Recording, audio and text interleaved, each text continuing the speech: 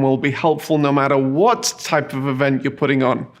The questions we ask throughout these videos will hopefully lead you to clarity regarding what you want to achieve and how you can achieve it.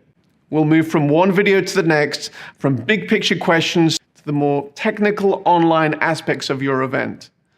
We're rooting for your event success and hope that the following video and guide will help you navigate these waters. I'm looking forward to our time together. Let's get into it.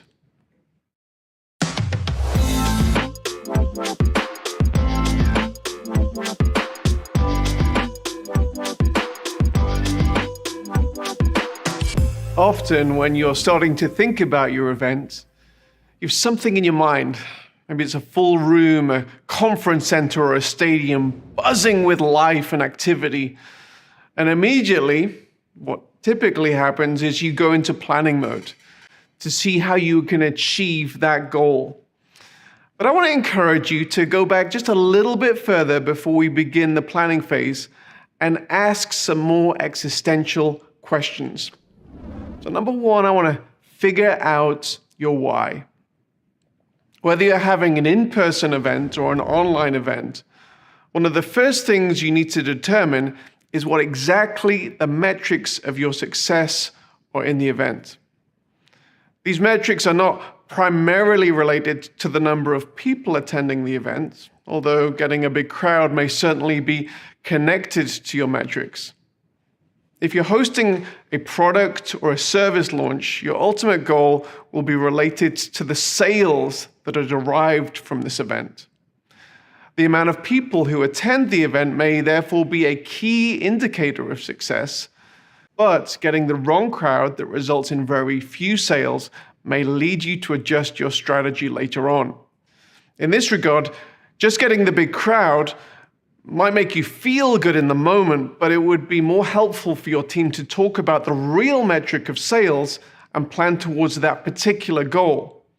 Now, if your goal is to communicate your vision to your super fans, your radical core audience, having a huge crowd with hundreds of thousands of people may surprisingly actually work against your main metric. If your audience wants to be addressed as if they are the only one that matters, including them just as one of the many thousands of the audience may be a bad idea. So I want you to think deeply about the metric of success, whether it's online or in person, and work with your team to achieve that particular goal. Now, let's translate some of these thoughts to putting on an online event. Now, in the TV industry, getting the eyeballs is a key indicator of success. Large numbers are also attractive to online broadcasters as they can result in advertising revenue. The strategy for engaging your audience online may be the same, simply gathering a big crowd. And if a simple big crowd is the objective, then maybe the right strategy is simply to go out on all the platforms like YouTube and Facebook. But if you're really honest with yourself and think about it, your goal is probably more than simply the eyeballs. And so when you think about it, there are some limitations to that strategy. Maybe you don't want to simply give away all your audience's data to those particular social media platforms. Maybe you want to serve them yourself. And that's why we're seeing the emergence of many OTT media platforms. Previously, you would watch content through the major media outlets, ABC, NBC, BBC, now Facebook and YouTube. And now the content makers are going, quote unquote, over the top to reach their markets directly. Think about Disney Plus, Discovery Plus, and the multitude of other niche brand video channels who are engaging their core audience directly. Getting to know who your core audience is, your super fans, your radical core, and engaging them around topics that are relevant to their life may be a more efficient and effective way to energize your people, who will then leave the event and immediately sell the vision to 10 more of their friends and therefore grow your superfan radical core. Now, choosing the right type of event is important. There are different types of people, there are different types of objectives, there are different types of events. It's important to understand the difference between meetings. In some meetings, you need to achieve deep collaboration between attendees, while other gatherings are about gathering as many people as you can to mobilize them behind a specific vision. Sometimes you need an intimate fundraising banquet, and other times it's a rock concert that you're after. There's no right type of event which is better than another, but it is important to recognize what you're trying to achieve and choose the right medium to communicate exactly what you need to. Now, there generally is a right type of event for what your present needs are, and you shouldn't spend a whole bunch of time and money and then later on realize that you've made a poor choice to achieve the desired goals. And so that is why I want to encourage you to be intentional in figuring out the right medium. The rationale and motivation for an online event is just as important as the rationale and motivation for an in-person physical event. There's not one type of online event that you have to go down. It's often possible to mimic the aspects of a physical in-person event when you're having an online equivalency. However, it's important to recognize the differences between online and in-person events. Simply being online means you are communicating in another medium, and while this offers many benefits over in-person events, there are similarly many elements that cannot and shouldn't be reproduced. Online communication is better for intense, effective, focused, interactive information sharing, as well as focused networking, one-on-one meetings. While physical events can be much better for creating space and time, more serendipitous networking, having meals, coffees, and walks. Similarly, you will never experience the intense, ear-bleeding, emotionally high experience of being in a mosh pit at a concert online. However, you can experience a perhaps more intimate, artistic experience through a broadcast feed. It's also important that you think in a correct manner about your financial budget. It is so possible for you to lose a significant amount of money in organizing a large-scale event. However, it is important also for you to consider the financial aspects in the right way. As with many endeavors in life, it's also important not to underestimate the potential financial benefits and use false economy in planning your event. Many of the components of a successful event will involve spending, and this includes your stage lineup, your production budget, or broadcast distribution budget. Often your event will only be as strong as the weakest link. For example, you may decide to go big on funding a high-end speaker or band and then skimp on the production budget. In most scenarios, this would be a bad decision. And the same is true for online delivery of your event. There are some amazing solutions being offered on the market at the moment, and it's important that you don't skimp on providing an amazing experience for your audience. Now, we have advised many event coordinators who are hosting large events, and often the first component that is considered is the lineup of presenters on stage. Maybe it's famous bands and speakers who will have the ability to gather a crowd. Gifted and charismatic stage personalities are great, and they may form a component of your overall strategy. However, it's imperative that before you invite any presenters, you are clear about your metrics and your narrative. Now, the narrative is the story behind your event, the reason why your audience will want to attend your event rather than the other events where the same speakers and the bands will be attending. Discovering your narrative is typically a process which begins with discovering your why in hosting the event and the why your attendees have for attending. Now, following tried and trusted methods of storytelling and communicating your narrative is helpful for both in-person and for online events. Thinking of your potential attendees as the hero of the story that you are inviting them into, and with you as the trusted guide, is ultimately helpful to all parties and the vision which you would like to invite the attendees into. It may be that you're giving your audience a unique experience and opportunity to get involved in the most life-changing movement. And if that is true, you need to recognize and find ways to communicate that vision that involves your audience. This narrative must be communicated through your event brand guide and your written and video communication as you promote your event. Now, while this is true of all events, it is helpful not to miss this element when it comes to planning your online event, and consider the unique online methods to respond to this narrative. Determining your stage lineup. Who can communicate your goals most effectively in spoken, written, or musical form? Often the impetus, even the existence of an event, comes from the lineup of speakers, subject matter experts, influencers, and musical artists. While this may be the main hook to gather a big audience, the simple ability to gather an attractional stage lineup should not determine your event. The why and the narrative should always come first. Individuals or groups who present or perform from your stage need to serve that particular vision and narrative. And if this doesn't happen, there is a possibility that you, your audience, and your guest speaker will come away from this event feeling used, and this lack of cohesion almost never achieves the worthwhile purposes for which you started out. Now, when considering either a hybrid or a completely online event, it's important to consider the different mediums of communication you're employing. A stage in front of 50,000 people in an arena versus small screens in front of 1 million people are two entirely different mediums.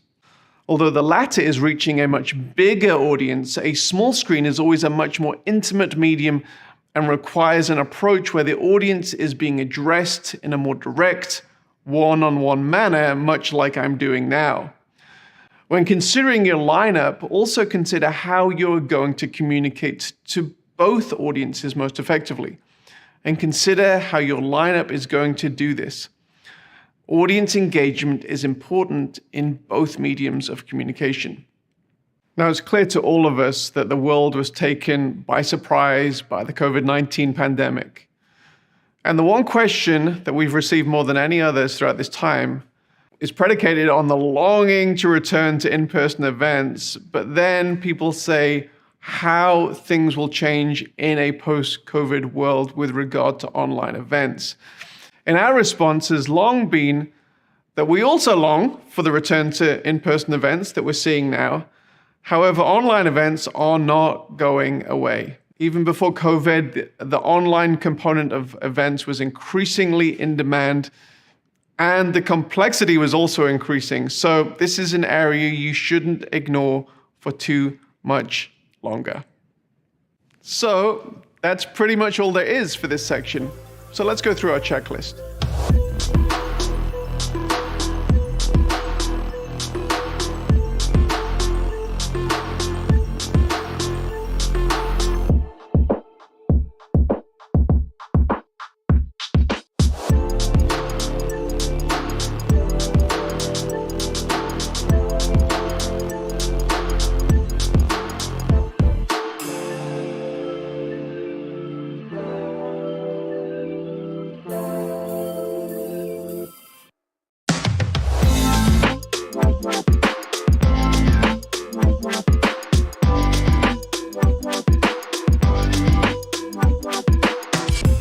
So, you figured out the reasons why you're doing your event. The next thing you need to figure out is how to communicate what you're doing to your intended audience to ensure the right people are at your event. Although this is a little bit of a simplistic take, the human dynamics of any event remain pretty consistent whether you're a nervous high schooler wanting to pull off the student event of the century, or gathering 80,000 into a football stadium, or hosting an online event of any size. It really is true if you get that school quarterback and cheerleader and their buddies, people start paying attention no matter what demographic you're trying to reach. The quarterback may be different for different audiences, and you may have to be ready to communicate these nuances in language that your particular audience understands and connects with. But outside of these communication differences, other dynamics are actually often the same. The bottom line is that getting people to an event typically revolves around a number of rather similar factors. So let's consider the reasons why people register, buy tickets, and eventually attend an event. And these things are things that you need to consider in your networking and marketing as you prepare for your event. Number one, people will come to see a VIP, a favorite musical act, an influencer, a subject matter expert. That stage lineup is important. Number two, people come to learn. They're going to be equipped at your event. Number three, often people will register to create memories and experience a unique moment of high emotion. That might be a rock band. Number four, for the networking opportunities, often at expo events. Number five, to support a cause. Number six, to be at the event of your tribe, your affinity group, the annual get-together. Number seven, because friends and colleagues are going to the event and people want to be there and belong to the group. Number eight, people go to be inspired and get a kickstart, a kick up the backside in a particular area. And number nine, people go to be entertained. Often the reasons why people eventually attend are a combination of a number of these factors, and even more mundane reasons can just nudge a person over that finish line into actually buying a ticket. Now, we've talked about marketing, and it may start with emotion, narrative, and vision, and these are all great things, but the mechanics of getting the right amount of people to your event are just that. Mechanics. And after a number of events, you will typically be able to estimate the percentage of people who will show up when comparing that to the number of people who have registered. So if you have a free event, it might be, we typically get 50 to 60 people, 60% of people who register who actually attend. Or if you have a paid event, it might be 85 to 95% of people. Also, the same dynamics of giving attendees a nudge to register with tools like giving a price break for early bird purchases, maybe a coupon code or an opportunity to be part of an exclusive component of the event, like a VIP group. They're seemingly mundane, but they can be surprisingly effective. Therefore, it's important to employ a number of marketing strategies when inviting your potential audience. Communicating both the high-level narrative that we've talked about, as well as these more mundane tool nudges on timing, cost, and exclusivity, which can get people over the edge, and so you know the number of people who are going to attend your event. The next question is, who do you want attending your event? As we've previously mentioned, it's important to narrow in on the goals of the event that dictate who should attend. The value of success isn't always determined by the number of people registering. Question is, do you want the people who are attending to maybe complete a particular action after the event? Do you want to inspire a certain demographic to do something as a result of the event? Answering this who question will dictate your marketing strategy and the critical criteria of success moving forward. Next, why attendees buy your tickets. Knowing that it is typical for a person to buy a ticket due to several factors, which we've mentioned, it's important that you are aware of the channels it will take to communicate those reasons to a particular audience so that they can hear your message and then register. These vary per organization, and therefore it's important for you to think about your own unique situation. But these typically include things like word of mouth. Personal recommendations in any industry, in any vertical, is typically the best way for people to join up. But we can combine with that other things, exclusive invitations, incentivizing a certain group to sign up. Maybe it's an influencer recommendation. It's not just a friend, but it's somebody who the particular demographic really recognizes and admires, who recommends people sign up, is always helpful, and typically one of your best forms of marketing. Because one of the main reasons that many attend an event is because other people they know are attending, it's critical to get the mavens in a particular social group to sign up, those people who are early adopters. Number 2 channel, social media marketing. This has become such a pervasive way of communicating to today's generation. Providing value through social media channels is always a good precursor to then inviting the audience through normal posts or through paid advertising. And then number 3, your traditional advertising channels of TV, radio, print, pay-per-click, banner advertising can still be effective to reinforce your message. And getting all 3 of these channels to come together is often the way to get people across that finish line. It's also important to distinguish between the reasons people will buy a ticket or register for your event and the reason they will remember it. Your brand values and the reason they feel connected to your tribe, which will result in word-of-mouth recommendations and repeat visits. The brand value is built through the value that you deliver at the event, which could be as little as providing value through a networking platform. But real loyalty comes when you can actually create unique and memorable experiences. And this leads us in to the building of the event. So that's pretty much all there is for this section, but let's go through our checklist.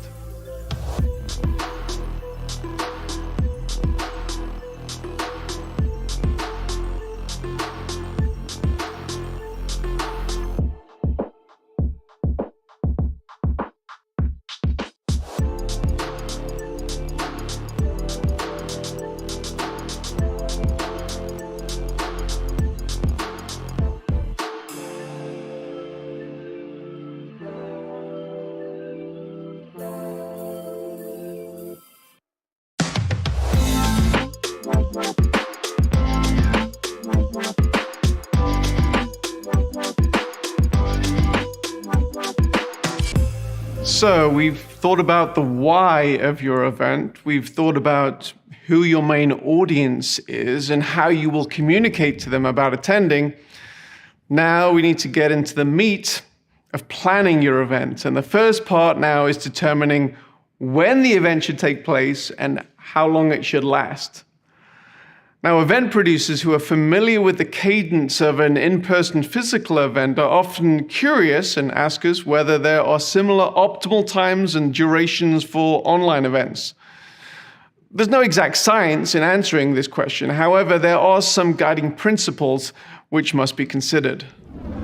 In-person events will often require an attendee to take time out from their usual schedule. It might include travel and booking accommodation, and if this is the case for a significant portion of your audience, then it's often wise to make the hassle involved in travel and staying away from home worth it. You, as the event producer, must be concerned with the creation of space in the event, time for networking and meeting, as well as determining the potential for curated moments in plenary sessions which unite the messaging and can mobilize your entire audience. Now, hybrid events, online and in person, typically have the same considerations as in-person events, as it mirrors the in-person event experience. Now, it often comes as a surprise to first-time hybrid event producers that the people attending the online portion of the event are actually physically present at the event. They may have other commitments, or they may be in a hotel room, and they don't want to miss out on certain parts of the event. It may be that they missed a plenary session because of an offline meeting, and they are catching up with the flow of the event. The bottom line with hybrid events is that you should simply mirror the in-person schedule. Exclusively online events may be treated slightly differently. Since they don't require attendees to take time off work, one more significant consideration is that attendees may only be joining outside of work hours, unless, of course, you're hosting a work event, in which case holding it within typical working hours becomes optimal. Many in-person expo-type events have very little main stage time, and spread the event over a number of days so that attendees can network, have offline business meetings, grab a coffee or lunch together. These same components are not all present with online events. The event isn't constrained by a physical place, and therefore the times when aspects of the event happen will differ. It's important that you give thoughts to when your main plenaries in a virtual event happen for this very reason. If you typically have longer, more drawn-out plenaries, you may think about condensing your main program slightly time-wise. I might add that it's important not to swing the pendulum too far in the other direction. It's not unusual for our project managers to advise clients on the need to actually include breaks in their schedule when they have multiple back-to-back 1-hour sessions. In addition, while you can't grab lunch with someone online, there are still numerous networking tools that should be factored in your event. Maybe give thought to how your event can be more than a simple one-way broadcast. The question remains, when should you schedule certain components within maybe a multi-day event? Now, there are no hard and fast rules. You know your audience, and we can have constructive conversation about that. But we typically see a few general rules that are different than in person. We often see spikes at the beginning of an online event in a much greater way than we would in an in-person where people may arrive late. And then, as with in-person event, we will see spikes when top bill presenters, music acts, or VIPs are on stage. And so hopefully that's helpful as you start planning and thinking about the timing and the duration of your event. So that's pretty much all there is for this section. So let's go through our checklist.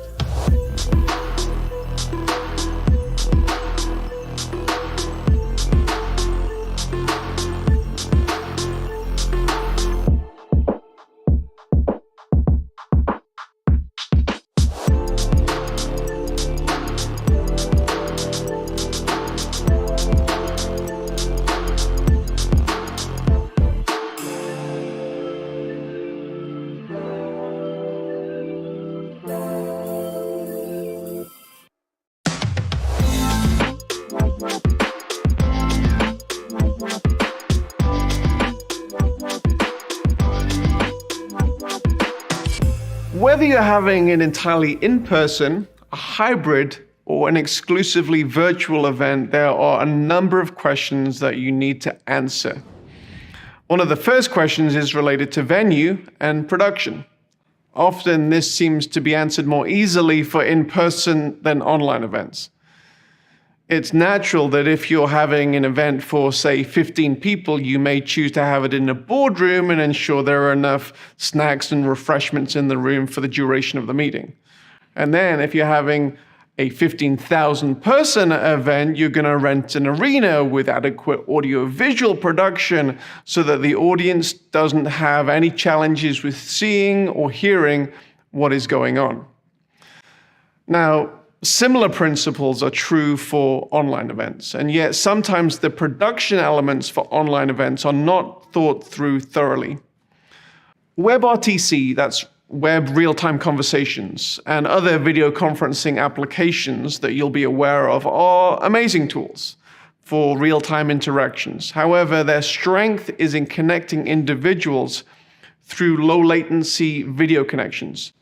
And that's usually for small numbers of people and not for broadcasting a high-quality message to thousands. Now, if you're having a 15-person boardroom meeting and you wish to take it online, then utilizing such WebRTC, Zoom-type applications is the right choice. If you're broadcasting a message to thousands, however, using a low-latency application is probably not the right choice.